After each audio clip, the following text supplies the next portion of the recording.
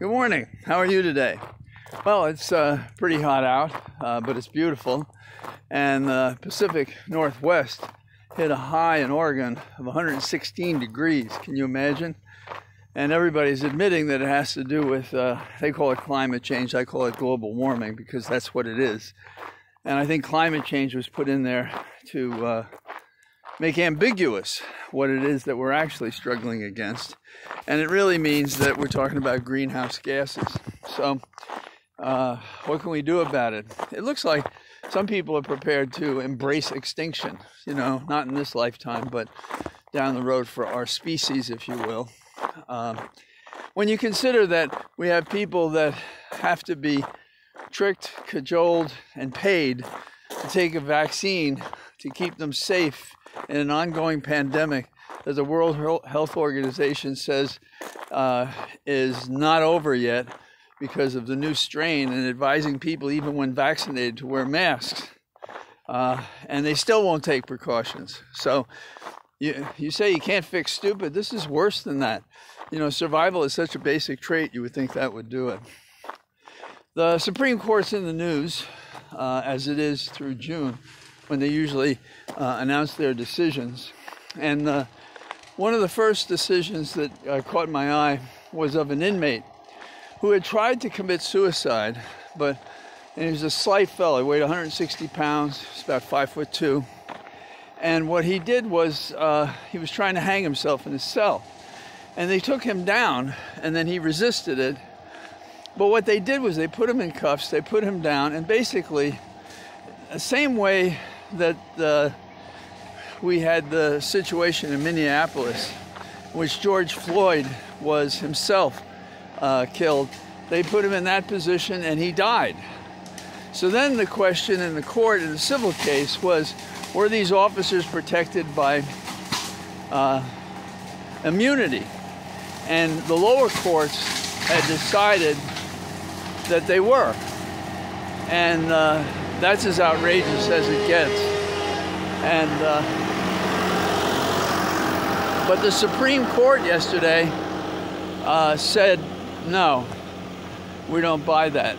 Now, the decision is specific to the case, but given that it parallels what happened with George Floyd, it's an important statement. It also underscores why, in terms of legislation in the Floyd Act, that we have to get rid of this immunity for these terrible things that they do.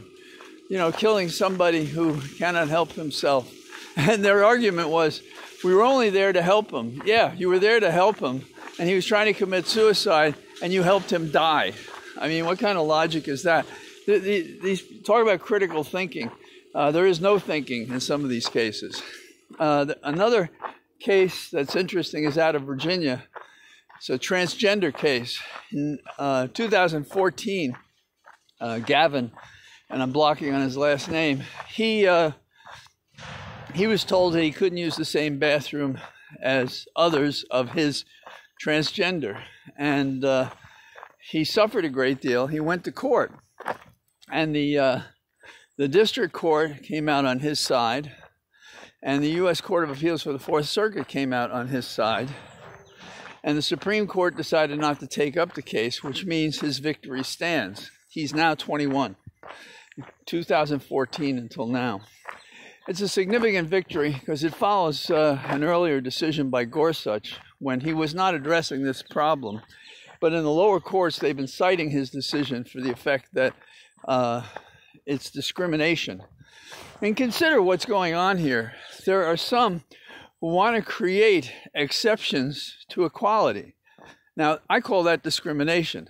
And it's happening on several levels. And the worst part of it is the rationale for some of these exceptions is, oh, it's against my religion. Well, practice your religion, but don't impose it on others. And that is the key. If you're receiving government funds and money, if you're a public school, for instance, you have to obey the law. And originally, the school in Virginia, the school allowed him to go to the same restrooms as others of his transgender, of his sex. And it was the parents, these know-nothings, these discriminatory, bigoted parents that would cut back on it. And I don't know exactly why this upsets me so much, but I do think for some reason, since I was a kid, I have hated the imposition of burdens on people that make them unequal or restrain them or prevent them from being treated fairly and equally with others. In this category, we had Associate Justice Thomas, who doesn't like government interfering in anything, said, why do we still have this identity crisis between pot being legal at the state level and the feds prosecuting or not? Why can't we clean that up? Well, we can agree with that.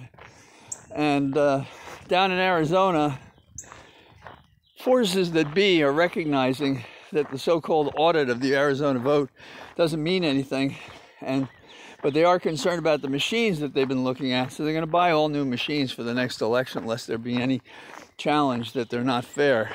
And like I said at the outset, you got to be careful about the virus. And here in Virginia, a lot of people are saying, the 30th day of the month, and then after that, everything's normal. Well, WHO differs from the CDC and says that even if you're vaccinated, you should be careful and wear a mask and distance because of the strain of the virus that's traveling through our system. And I guess the other thing that bobs around in my head is what's happening in New York. Some people have written me and they're upset that I'm not confident and not supportive of the DA in Manhattan County. You know, let's go back a little bit. That office fought in the Supreme Court to get the taxes. The people from their own office did it. They were exceptional. Really, the best arguments made came from those people in that office. My criminal law professor at Columbia Law School had been in charge of their appellate division. But I've known over the years, because I was a New Yorker and I grew up with these people in the schools and so forth, I have most extraordinary talent in that office. Now, every office is going to do something wrong and so forth. But on this issue, using people in your office, why didn't they do that? And give me a 35-year-old who cares about the issues, and they may not beat a senior lawyer in experience, but in terms of energy and passion and resolve and imagination, watch out. And I'm wondering if that's what's happened here. Or they don't have the goods at all.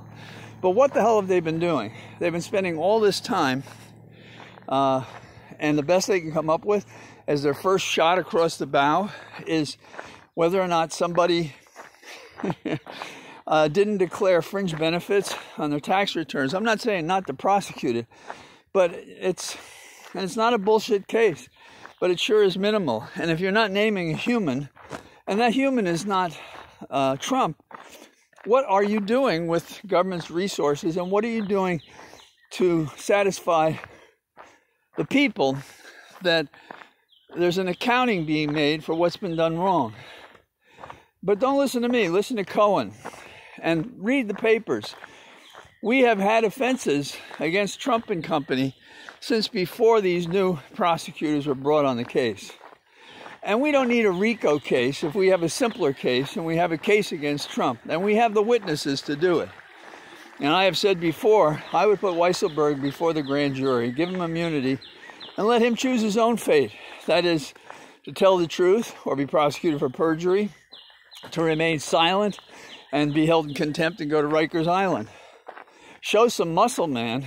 And so I don't know. I'd like to be surprised, but uniformly across America, people don't touch this guy Trump.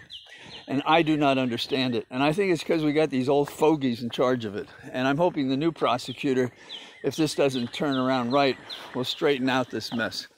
So that's what I think today. Here I am in my daily walk, and I hope you're all okay, and I'll talk to you tomorrow. Bye-bye.